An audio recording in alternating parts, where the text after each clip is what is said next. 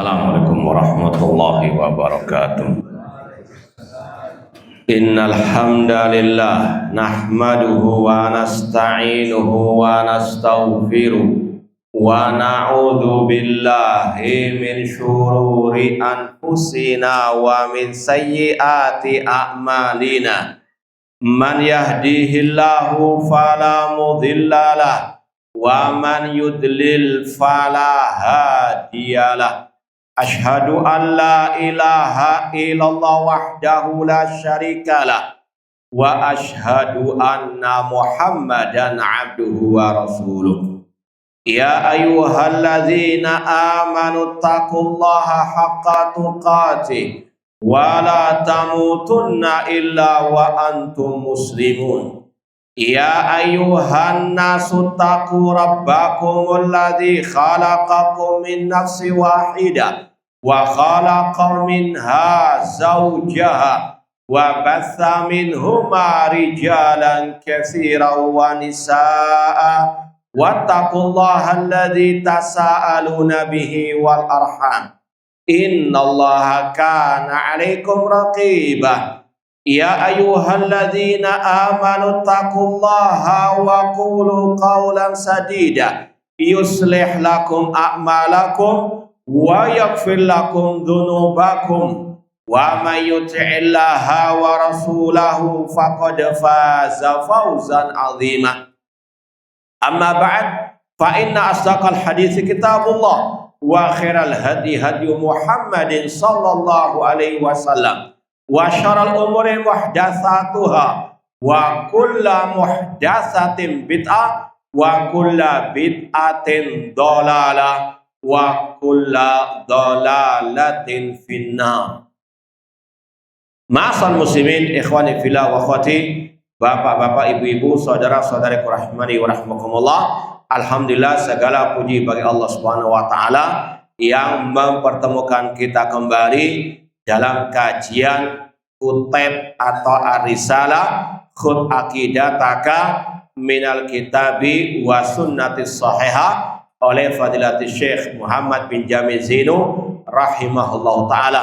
Semoga Allah Subhanahu wa ta'ala senantiasa memberikan kepada kita keistiqomahan dalam berpegang teguh dengan Al-Quran dan Sunnah Rasulullah SAW dengan pemahaman para salafus soleh sampai akhir hayat kita nanti.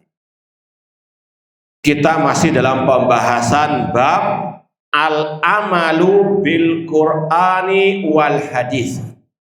Wajibnya mengamalkan Al-Quran dan al-hadis. Kita sekarang sampai pada poin yang keempat. Hal nuqaddimu qawlan ala qaulillahi wa rasulihi. Apakah kita boleh mendahulukan ucapan seseorang di atas firman Allah dan sabda Rasulnya? Betul sampai sini? Nah, maka dijawab oleh Syekh, la nuqaddimu qaulan ala qaulillahi wa rasulihi. Tidak boleh kita mendahulukan ucapan siapapun di atas firman Allah dan sabda Rasulullah alaihi wasallam. Mana dalilnya? Surat Al-Hujurat ayat yang pertama, ya ayyuhalladzina amanu la tuqaddimu baina yadayillahi wa rasulih. Wahai orang-orang yang beriman, jangan kalian mendahulukan ucapan siapapun, pendapat siapapun di atas firman Allah dan sabda Rasulullah alaihi wasallam.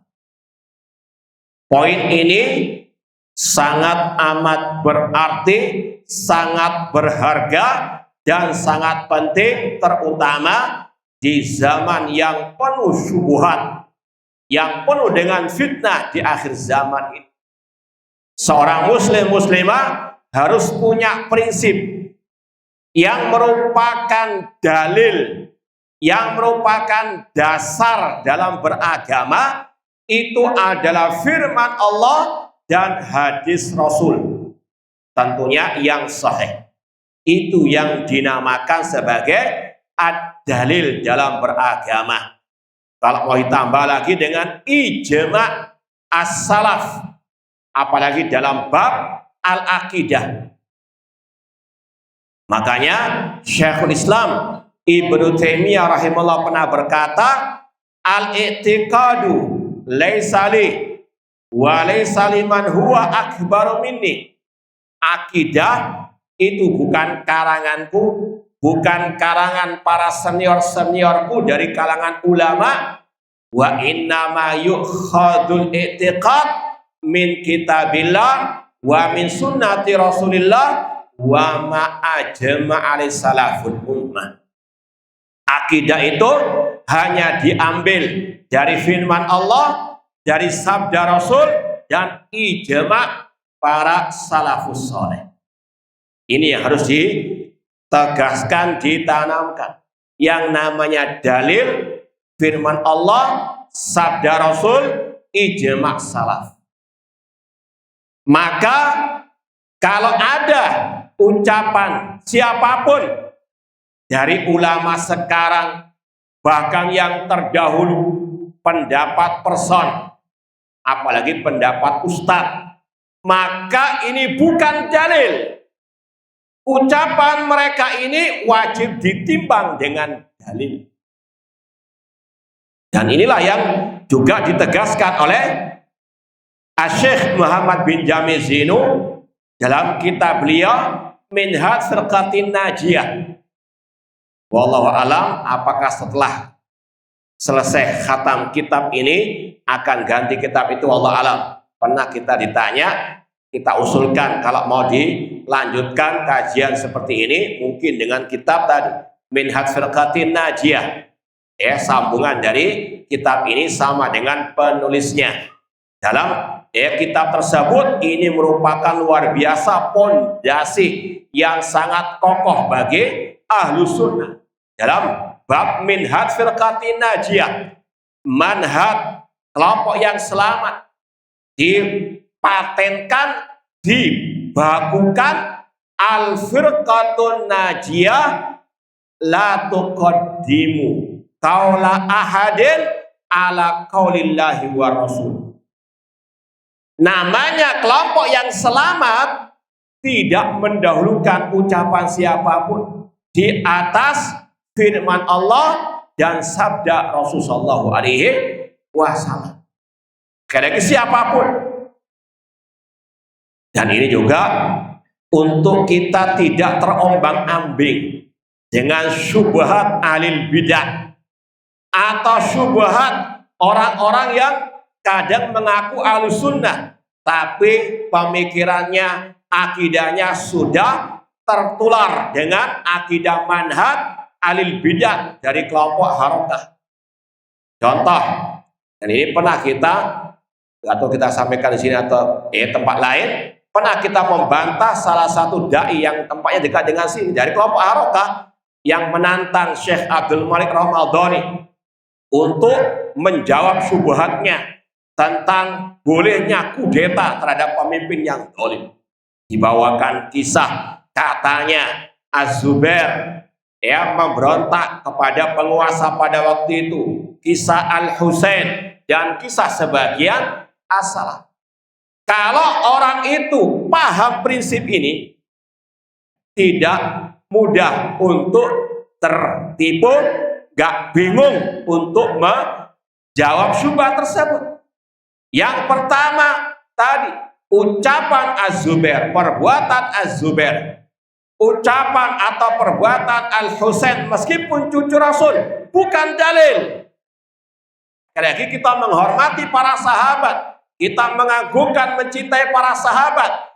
Namun sebagaimana kata Imam At-Tahawi, wala nufritu fi hubbi ahadin minhum, kita tidak boleh berlebih-lebihan dalam mencintai seseorang dari para sahabat Rasul. Di antaranya tidak boleh berlebihan, yaitu menjadikan ucapan mereka sejajar dengan firman Allah atau sabda Rasul. Na'udzubillahi min dzalik. Maka kalau kita mendapatkan syubhat tadi, kita bandingkan, kita timbang perbuatan Husain atau Az-Zubair, seandainya kita katakan ya sudahlah, dikatakan mereka memberontak pada penguasa pada waktu itu, ya kita katakan perbuatan mereka wajib ditimbang dengan dalil. Apa itu dalil? Firman Allah dan sabda Rasul. Allah mengatakan, ya ayyuhalladzina amanu ati Allah wa ati Rasul wa ulil amri minkum. Ayat yang berkaitan dengan taat kepada pemimpin kaum muslimin yang baik maupun yang fajir, itu sebagai dalil juga haramnya kudeta. Ayat itu sudah mengharamkan kudeta terhadap pemimpin muslim. Ditambah lagi dengan sabda Rasul dalam Sahih Bukhari Muslim, di antaranya dari Ubadah bin Samit, wa alla nunazi'al amra ahlahu, kita dilarang mengkudeta pemimpin kaum muslimin illa antara kufur bawahan, kecuali kalau kalian melihat kekafiran yang nyata dari pemimpin tersebut. Ayat, hadis, bahkan lebih dari 100 hadis mengharamkan kudeta. Sebegitu banyaknya, dan setelah itu dalil haramnya kudeta, kok dilawan dengan ucapan perbuatan individu dari siapa? Sahabat Rasul. Paham? Maka antum pilih mana? Ayat, hadis, atau perbuatan sebagian sahabat tadi? Nah, ini yang sudah dipatenkan dalam Al-Quran. Ini manhaj Ahlussunnah. Maka nggak usah bingung. Loh, itu kok ada salah demikian? Kita katakan bisa jadi belum sampai hujah kepada mereka. Masa ya ulama salah? Kita katakan ulama salah manusia atau bukan? Apakah mereka malaikat? Para ulama salaf sendiri telah mengajarkan kepada umat bahwasanya yang wajib diikuti hanya kalau Allah wa qala Rasul. Kalau Rasul SAW, la ta'ata li makhlukin fi maksiatil khaliq. Tidak ada ketaatan kepada makhluk dalam maksiati al-khaliq. Jangankan orang lain, orang tua kita memerintah kepada yang maksiat, haram diikuti.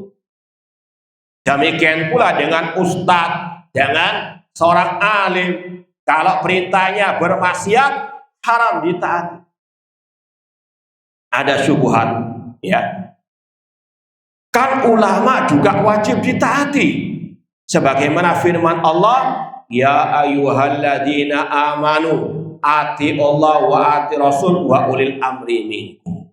Ulil amri di antara maknanya ulama. Paham pertanyaannya? Atau perlu diulangi?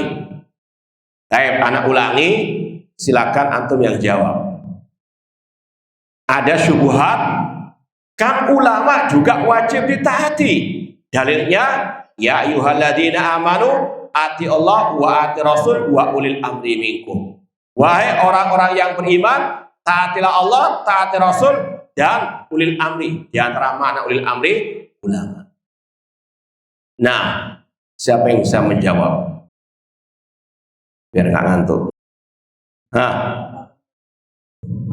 Iya, sedangkan ahsantum barakallahu fiik, ya. Kata ulama tafsir ayat tadi, ya ayyuhalladzina amanu ati Allah wa ati Rasul. Taat kepada Allah, taat kepada Rasul mutlak, tidak ada tawar menawar. Semua perintah Allah, perintah Rasul pasti benar.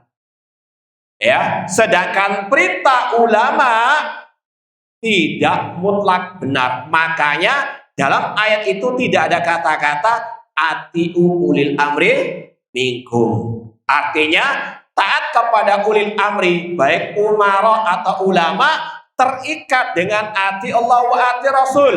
Maknanya sama dengan tadi. ucapan siapapun, ulama, umara, ditimbang dengan ati Allah wa ati'u ar-rasul. Kalau bertentangan, ditinggalkan ucapan ulama tersebut. Ini sama dengan ya ayyuhalladzina amanu la tuqaddimu baina yadayillahi wa rasulih. Adapun alil bid'ah ataupun sebagian kelompok-kelompok sesat ketika ingin mendoktrin anak buahnya pakai ayat ini untuk apa? Sami'na wa ata'na kepada petuah, perintah, fatwa ulama mereka meskipun jauh dari dalil Al-Quran dan Sunnah Rasulullah SAW. Maka sekali lagi, ulil amri minkum, ketaatan kepada mereka terikat dengan atiullah wa ati Rasul. Seperti tadi, misalnya ada tokoh ulama membolehkan kudeta terhadap pemimpin muslim, maka kita katakan itu adalah perintah yang tidak boleh ditaati. Kenapa? Karena bertentangan dengan firman Allah dan juga sabda Rasulullah SAW. Yang terakhir kemarin juga yang sempat viral atau heboh, ada postingan ucapan Hasan Al-Basri. Ghibah dibolehkan kepada 3 golongan. Orang yang fasik, yang mubtadi', dan pemimpin yang dolim. Ya, ada beberapa orang yang WA karena bagaimana menjawabnya. Ya, alhamdulillah kita sudah beberapa kali melewati pembahasan itu dari para ulama, diantaranya oleh Syekh Abdul Aziz Ar-Rayis dan juga di webnya Syekh Abdul Aziz Rayis. Riwayat itu yang pertama tidak sahih, terutama yang tadi kita tekankan berkaitan dengan menghibah, menggunjing pemimpin yang dolim. Padahal sudah dibakukan ya dalam pembahasan akidah Ahlussunnah. Wajib menghormati pemimpin kaum muslimin. Tidak boleh mencela pemimpin kaum muslimin. Dan itu adalah apa? Dari sabda Rasul. Rasul mengatakan, man akrama sultanallah akramahullah, wa man ahana sultanallah ahanahullah. Barang siapa yang menghormati pemimpinnya, Allah hormati dia. Siapa yang menghinakan pemimpinnya, Allah hinakan. Menghibah pemimpin itu menghormati atau menghina? Makanya sahabat Rasul dulu yang bernama Abu Bakrah radhiyallahu taala anhu, ketika mendapati seorang pengikut Khawarij, dia mencela pemimpin yang waktu itu memakai baju transparan. Kenyataannya demikian, pemimpin memakai baju transparan, yang itu termasuk ya dilarang dalam Islam. Kemudian salah satu dari yang hadir dari kelompok Khawarij mengatakan, undur ila amirina yalbasu thiyabal fusaq. Lihatlah kepada pemimpin kita ini, dia memakai baju kefasikan, menghibah, mencelah pemimpin. Apa kata Abu Bakrah? Uskut, diam ente. Fa inni sami'tu Rasulullah SAW yaqul, karena aku mendengar Rasul bersabda tadi, barang siapa menghormati pemimpinnya, Allah hormati dia. Siapa yang mencela, menghina pemimpin, Allah hinakan dia. Kalau kita sudah paham manhaj seperti ini, ucapan Hasan Al-Basri tadi, seandainya itu sahih, kita pilih ucapan Hasan Al-Basri atau ucapan Rasulullah SAW. Nah, cuma sangat disayangkan. Kenapa kok ada ustadz yang menisbatkan diri kepada sunnah di webnya ya atau di media sosialnya memposting seperti itu? Ya, apakah dia nggak paham akidah Ahlussunnah terhadap pemimpin kaum muslimin? Sekali lagi, ini yang harus apa? Dipatenkan. Kita dalam beragama dalilnya qala Allah, qala Rasul. Dan ijma, bedakan antara ijma dengan pendapat individu. Ya, dengan pendapat person dari kalangan salaf. Tadi misalnya Al-Hasan Al-Basri, ucapan beliau, seandainya riwayat itu sahihah, tetap tidak boleh diikuti karena bertentangan dengan sabda Rasul. Apalagi juga ijma' salaf mengharamkan mencela pemimpin kaum muslimin, entah di hadapannya ataupun di belakangnya, haram. Sebagaimana kata Anas bin Malik, nahana kubarauna min ashabi Rasulullah SAW. Para pembesar sahabat melarang kami untuk apa? Mencela pemimpin kaum muslimin. Ini ajaran para sahabat. Kok ini muncul postingan ucapan Al-Hasan Al-Basri rahimahullah. Beliau ulama tabi'in, kita hormati. Tapi Rasul lebih kita hormati, lebih kita agungkan, lebih kita dahulukan ucapan beliau dibandingkan ucapan Al-Hasan Al-Basri. Apalagi kata para ulama, riwayat Hasan Al-Basri dan yang semisal dengannya dari kalangan salaf tidak ada yang sahih. Sekali lagi, ini yang wajib untuk kita waspada. Syubhat di mana-mana sekarang, dari luar maupun dari dalam. Harus kita lebih semangat lagi belajar akidah salaf agar kita betul-betul bisa memilah dan memilih mana yang hak, mana yang batil. Dan dari sini pula kita tidak boleh fanatik taklid buta kepada siapapun. Dan ini adalah mazhab salaf. Makanya Syekhul Islam Ibnu Taimiyah mengatakan la aibah liman azhara mazhab salaf wa tasaba ilaih. Tidak tercelah orang yang menisbatkan diri kepada mazhab salaf, berbangga dengannya dan menisbatkan diri kepadanya. Balik, yajib qabul dzalika bil ittifaq, bahkan wajib menerima hal itu sesuai kesepakatan. Fa inna mazhab salaf la yakunu ila haqqan. Karena mazhab salaf pasti benar. Yang pasti benar apa? Manhaj salaf, ijma' salaf, metode salaf. Adapun individunya, baik yang dulu maupun yang sekarang, tidak ada yang maksum dari kesalahan. Dan ini yang sering kita dengarkan dari ucapan imam yang empat. Di antaranya Imam Asy-Syafi'i rahimahullah mengatakan, idza khalafa qauli qaula Rasul fadribu qauli atul haid. Apabila ucapanku menyelisih ucapan Rasul, buang jauh-jauh ucapan.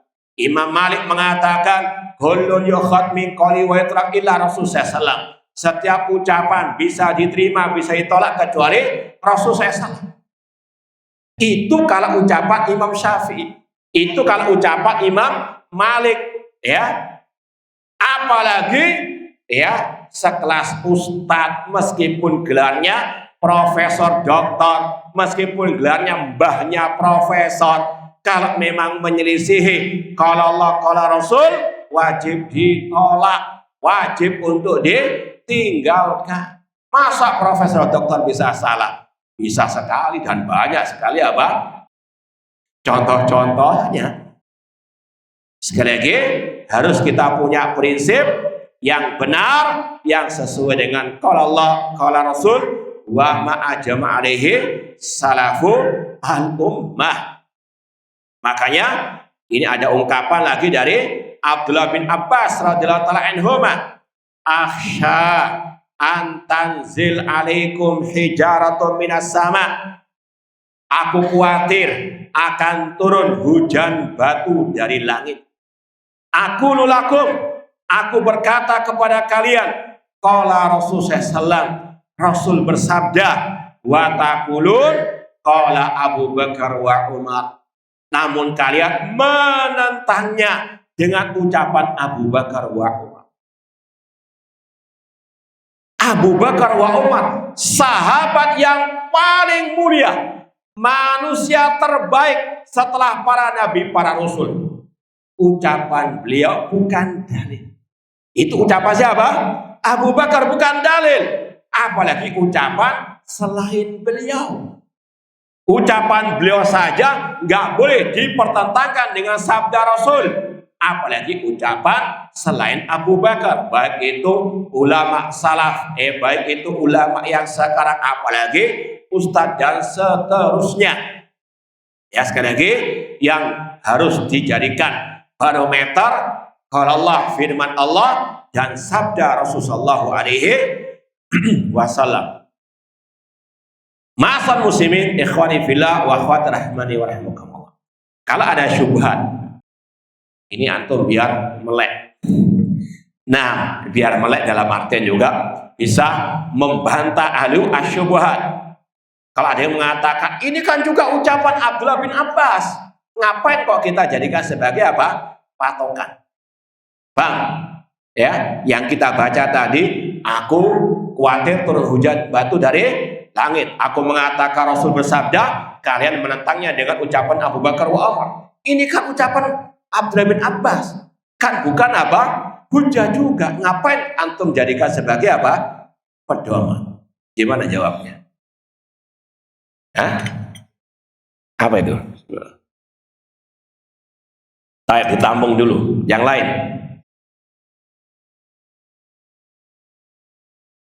Ahsan. Karena ucapan Abdullah bin Abbas ini didukung oleh ayat di atas tadi.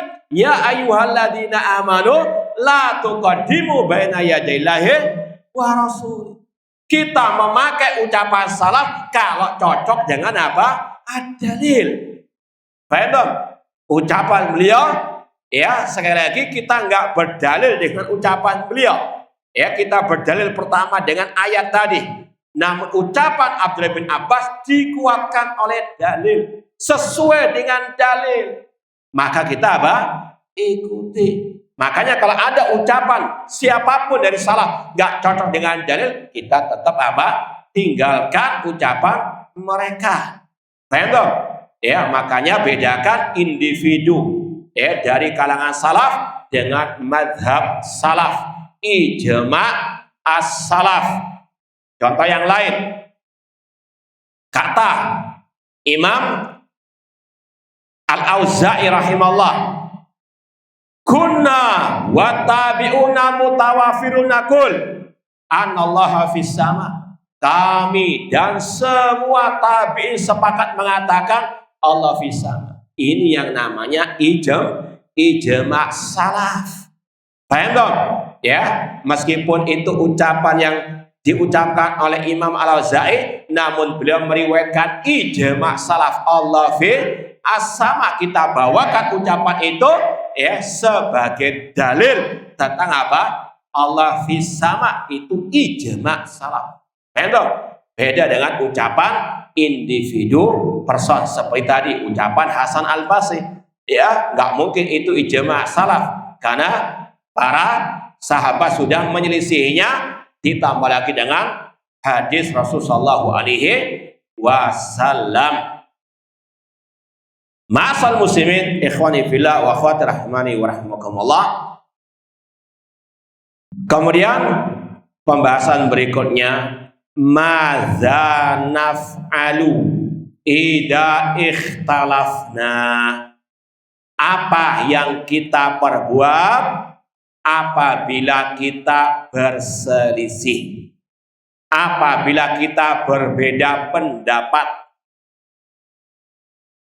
Jawabannya, na'udu ilal kitabi wa sunnati sahihah. Ya, kita kembali kepada Al-Quran dan As-Sunnah As-Sahihah. Mana dalilnya? Firman Allah An-Nisa 59, fa in tanaza'tum fi syai'in farudduhu ilallahi wa rasul. Jika kalian berselisih tentang suatu permasalahan, kembalikanlah kepada Allah dan Rasul. Ya, kepada Allah, kepada kitabillah Al-Quranul Karim, kepada Rasul, kepada sunnahnya Rasul, hadisnya Rasul SAW. In kuntum tu'minu billahi wal yaumil akhir. Jika kalian beriman kepada Allah dan hari akhir, dan itu baik, dan akibatnya pasti akan baik. Dalam semua permasalahan agama, dalam masalah akidah, ibadah, contoh ya, Biasanya kalau sudah mau masuk Ramadan, ribut masalah apa? Ikut yang mana dalam metode penentuan awal Ramadan, hisab atau ru'yatul hilal. Maka kalau kita mengikuti ayat ini An-Nisa 59, kembalikanlah kepada Al-Quran. Dan Al-Quran menyuruh kita mengembalikan kepada Rasulullah SAW. Wa ma'atakumur rasulu fakhudhu. Dan Rasul bersabda, sumu li ru'yatihi wa aftiru li ru'yatihi fa in ghumma 'alaikum fa akmilu iddata Sya'ban 30. Berpuasalah kalau melihat hilal, beridul fitrilah kalau melihat hilal, dan kalau langit tertutup mendung, maka genapkan bilangan bulan Sya'ban 30 hari. Ini satu-satunya metode yang dilakukan oleh Rasulullah SAW.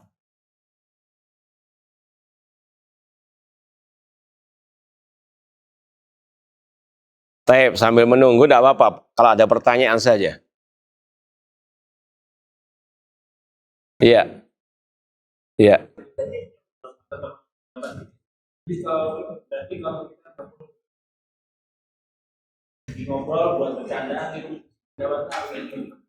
Taib. Yang kita tegaskan berkaitan dengan ulil amri, yaitu pemimpin tertinggi di sebuah negara. Itu yang disepakati.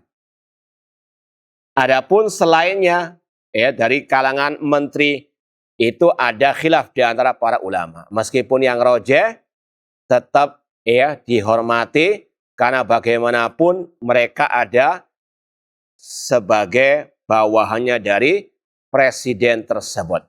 Kemudian juga ngapain? Menghibah apa? Kurang kerjaan apa? Nah, apalagi Allah mengatakan wala yaktab ba'dukum, orang muslim biasa saja haram dihibah, apalagi yang punya kekuasaan. Baik. Tidak apa-apa, sambil nunggu azan Isya juga. Baik, sementara kita tutup dulu, nanti kalau sudah selesai diperbaiki, kalau ada waktu kita lanjutkan. Wallahu ta'ala alam. Baik, ikhwani fillah wa akhwati rahimani wa rahimakumullah. Alhamdulillah, kita lanjutkan lagi sampai kepada apa tadi? Ru'yatul hilal. Rasul mengatakan sumu li ru'yatihi. Ini metode yang dipakai oleh Rasul dan para sahabat Rasul, terutama al-khulafa ar-rasyidin, yang kita diperintahkan lewat sabda beliau, alaikum bisunnati wa sunnatil khulafa'ir rasyidin. Peganglah sunnahku dan sunnah para khulafa ar-rasyidin. Kalau langit tertutup mendung, maka Rasul mengatakan genapkan bilangan bulan Sya'ban berapa hari? 30 hari. Kalau ada syubhat, kalian kalau azan sholat pakai apa? Kok nggak pakai ru'yah? Maka sebagaimana ucapan Imam Al-Auza'i, naduru ma'sunnah haitsu darat. Kita berputar kemana sunnah itu berputar. Namanya Ahlussunnah ikut sunnah. Sunnah ke kanan kita ke kanan, sunnah ke kiri ke kiri. Masalah puasa, Rasul gantungkan penentuannya lewat ru'yatul hilal. Kalau tertutup mendung, apa dikira-kira atau digenapkan? Digenapkan. Beda dengan apa? Waktu salat. Inna salata kanat alal mu'mina kitaban mauquta. Waktunya sudah apa? Dipastikan. Kalau tertutup mendung misalnya sekarang, Isya jam berapa? 19, kalau Jakarta berapa? 19.30 lah sudah. Langit tertutup mendung. Apakah antum tetap 19.30 sholat Isya, adzan Isya, atau ditunda? Gak ada hubungannya dengan apa? Beda pembahasan waktu sholat dengan apa? Puasa. Itu yang dibedakan oleh syariat.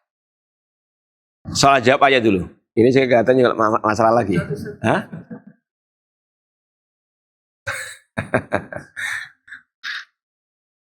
Taib, sambil nunggu azan. Kalau masih lama silakan kalau ada pertanyaan. Kalau enggak kita tutup sudah sekarang.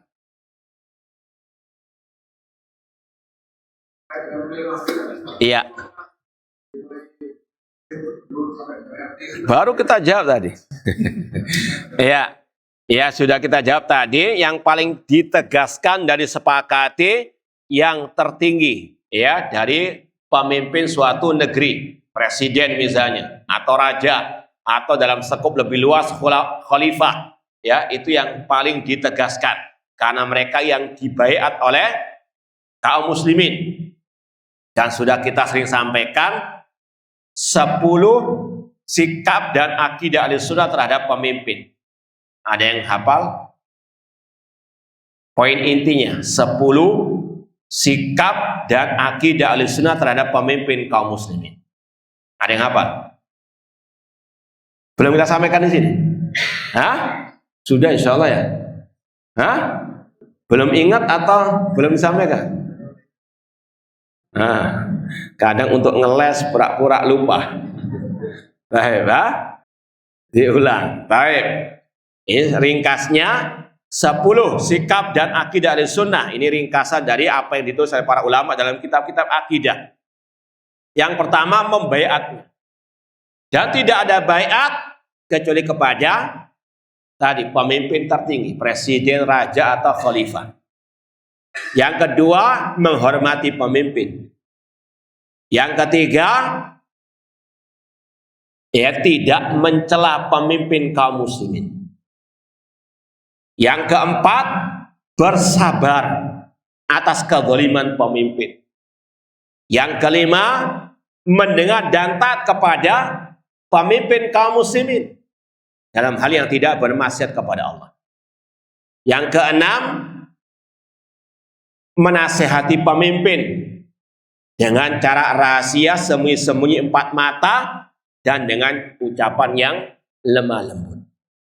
Yang ketujuh, mendoakan pemimpin dengan kebaikan. Yang kedelapan, tidak mendoakan pemimpin dengan kejelekan. Yang kesembilan, tidak memberontak kepada pemimpin kaum muslimin. Dan yang ke-10, melaksanakan sebagian ibadah di belakang pemimpin. Di antaranya tadi mengikuti ya pemerintah kaum muslimin dalam penentuan awal Ramadan. Ikut pemerintah, jangan ikut swasta. Nah, sudah ada? Belum? Jadi yang ditegaskan itu. Adapun yang di bawah itu gubernur, meskipun kita lebih condong sama dengan tadi, wajib dihormati, wajib untuk ditaati. Makanya Al-Hasan Al-Basri ketika beliau dicurhati oleh sebagian masyarakat di zaman itu tentang gubernur yang bernama Hajjaj bin Yusuf, bukan khalifah. Hajjaj bin Yusuf sebagai gubernur pada waktu itu di bawah ya pemerintah yang tertinggi. Ya, sebagaimana kita ketahui bagaimana sadisnya Hajjaj bin Yusuf, zalimnya Hajjaj bin Yusuf. Namun Hasan Al-Basri menasihati orang itu dengan mengatakan, innama utitum min indi anfusikum. Kalian diberi ujian lewat Hajjaj bin Yusuf karena perbuatan dosa-dosa kalian. Nah, jadi sekali lagi yang lebih tepat, entah itu gubernur ataupun menteri yang di bawah presiden tetap dihormati meskipun tidak selevel presiden, karena yang presiden itu yang dibaiat. Nah, kemudian tadi ya kurang kerjaan apa? Ya, mencaci maki, ya menghibah. Nah, orang-orang tersebut. Antum kalau dikasih jabatan juga apa? Bahkan mungkin lebih rusak, lebih jelek. Na'udzubillahi min dzalik. Ya, itu fakta di lapangan. Ya, sekali lagi lebih banyak doakan mereka, lebih banyak kita berbuat yang kita bisa perbuat dari kebaikan, ya nggak usah ngurusi apa yang di atas sana, karena Allah mengatakan innallaha la yughayyiru ma biqaumin hatta yughayyiru ma bi anfusihim. Allah tidak akan merubah nasib suatu kaum sampai mereka sendiri yang merubah diri mereka. Ya, cara merubah nasib masyarakat, diri kita masing-masing kita rubah. Dari syirik kepada tauhid, bid'ah kepada sunnah, maksiat kepada at-ta'ah. Nah, wallahu ta'ala alam. Baik, kita lanjutkan lagi soal jawabnya, silakan.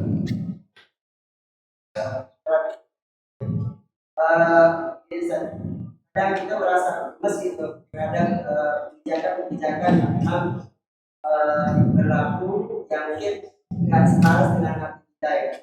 Nah, sedikit banyak mungkin kita pernah menggibah ngomongin kebijakan dari kita.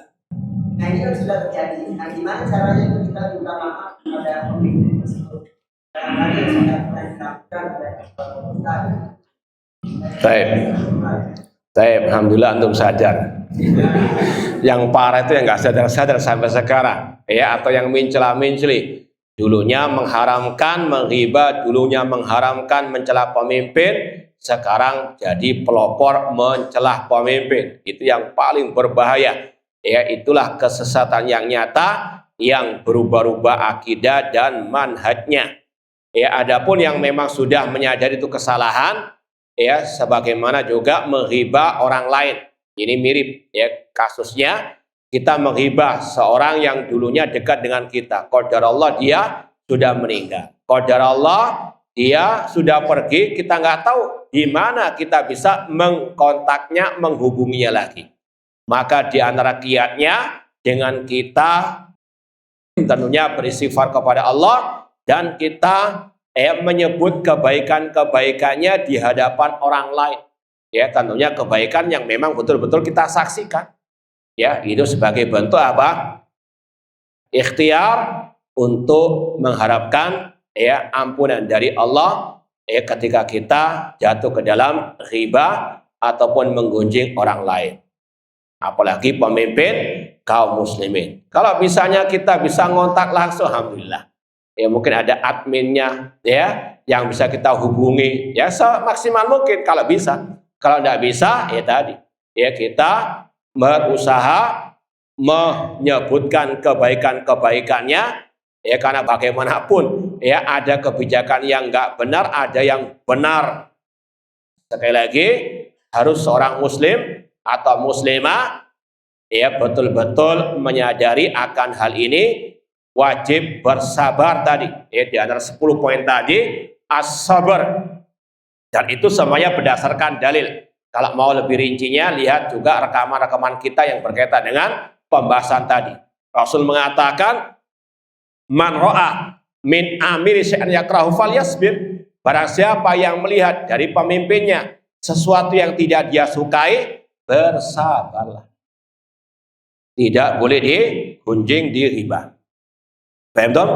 Nah, jadi intinya kalau memang kita sudah terlanjur, ya, ikut-ikutan menghibah, salah satu caranya untuk mendapatkan ampunan dari Allah dan juga menutup kesalahan tadi dengan menyebut kebaikan-kebaikannya di hadapan orang lain. Tapi kalau syukur-syukur bisa langsung apa? Minta maaf langsung. Mungkin diundang ke istana mungkin. Nah, wallahu ta'ala. Taib, ini ada pertanyaan di medsos, ya. Tentang hadis tadi, siapa yang menghinakan pemimpin maka Allah hinakan. Apakah berlaku untuk pemimpin perusahaan? Tidak. Sekali lagi, ini berkaitan dengan pemerintahan, ya, walil amr, bukan di perusahaan. Nah, kemudian bagaimana cara kita membantah dalih mereka yang mengatakan kami juga punya ulama yang membolehkan itu. Bukannya ulama itu pewaris Nabi. Kita katakan kita ikut ulama yang memang pewaris Nabi. Tapi nggak semua yang dikatakan sebagai ulama oleh manusia itu pewaris Nabi. Contohnya, Nabi mengharamkan mengkeramatkan kuburan. La'anallahu al-yahuda wan nasara ittakhadhu qubura'i masajid. Allah melaknat orang Yahudi dan Nasara yang menjadikan kuburan nabi mereka sebagai masjid. Ulaiki idza mata fihim rajulun saleh awil abdu saleh bana ala qabri masjidan. Mereka orang-orang Nasara, kalau ada orang soleh yang mati di antara mereka, mereka membangun ya masjid di atas kuburannya. Kalau ada sekarang yang dikatakan ulama ya, namun ya, mengkeramatkan kuburan, apakah itu pewaris Nabi? Hah? Jelas tidak. Ya, maka bedakan yang dikatakan Rasul al ulama warasatul anbiya yang memang betul-betul mewarisi akidahnya Rasul, tata cara ibadahnya Rasul. Ya, bukan ulama bukan ulama al bidah. Ya, maka apa? Cara membantahnya, ulama-ulama tersebut bukan pewaris Nabi karena jelas berbeda ajarannya. Makanya kalau kita sambung hadisnya Rasul tadi, al ulama warasatul anbiya wa innal anbiya lam yuwarisu dinaran wala dirhaman. Sesungguhnya ulama pewaris para nabi. Para nabi tidak mewariskan dirham dan dinar, walakin yuwarisu al-ilma. Namun namanya nabi mewariskan ilmu. Faman akhadahu, barang siapa mengambil ilmunya, ya nabi, dia telah mengambil bagian yang banyak. Itu yang namanya ulama warasatul anbiya. Ya, tapi kalau ulama yang kerjaannya tadi mengkeramatkan kuburan, itu justru malah ya yang mewarisi Abu Jahal. Kenapa? Karena Abu Jahal CS kelakuannya mengkeramatkan kuburan. Sebagaimana kata Abdullah bin Abbas ketika mentafsirkan ya apa itu alat. Alat, kata Abdullah bin Abbas, kana rajulan yalutus sawik lil hajid. Alat itu dahulu seseorang yang dermawan, suka membuat adonan roti dibagikan kepada jemaah haji secara gratisan. Falamamat, ketika alat orang ini yang dermawan, yang soleh ini mati, akafu ala kubrihi. Mereka kaum musyrikin jahiliyah iktikaf di kuburannya. Kelakuan siapa ini? Hah? Orang musyrikin jahiliyah. Wa abadu, dan mereka menyembah Allah tersebut. Ya, maka yang dikatakan ulama tapi kerjaannya mengkeramatkan kuburan, menyuruh orang mengkeramatkan kuburan, bukan ulama warasatul anbiya, namun ulama warasatul Abi Lahab, Abi Jahal. Na'udzubillahi min dzalik. Sekali lagi harus dibedakan mana yang betul-betul ulama ya warasatul anbiya dan yang menyimpang dari al-anbiya. Kita ikuti yang betul-betul berpegang teguh dengan ajaran Rasulullah Shallallahu Alaihi Wasallam. Taib, ada lagi yang mau ditanyakan sebelum kita tutup, sebelum kambuh lagi? Syafahullah ya. Taib, anak kira cukup sekian, kurang lebihnya mohon maaf. Wa jazakumullah khairan. Aku qouli hadza wa akhiru da'wana anil hamdulillahi rabbil alamin. Wassalamualaikum warahmatullahi wabarakatuh.